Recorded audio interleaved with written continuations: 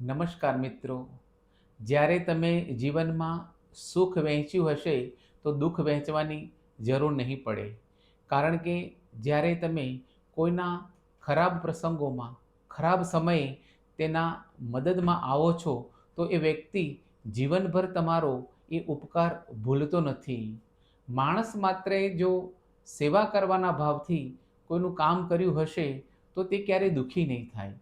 પરંતુ જ્યારે આપણે અપેક્ષાઓ સાથે કોઈને મદદ કરીએ છીએ તો તે આપણને દુઃખ પહોંચાડે છે.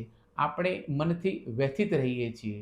જ્યારે પણ તમે કોઈના કામમાં આવો ત્યારે હંમેશા એટલું જ વિચારો કે આ મારું પરમ કર્તવ્ય છે.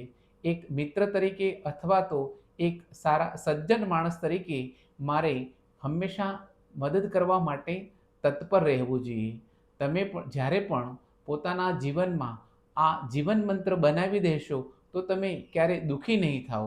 કારણ કે જે માણસોએ જીવનમાં જ્યારે પણ કોઈને નિસ્વાર્થ સેવા કરી છે તો કુદરતે હંમેશા તેની મદદ કરી છે.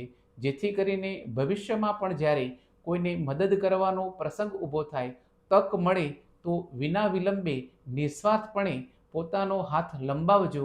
તમને કુદરત ક્યારે નિરાશ નહીં કરે.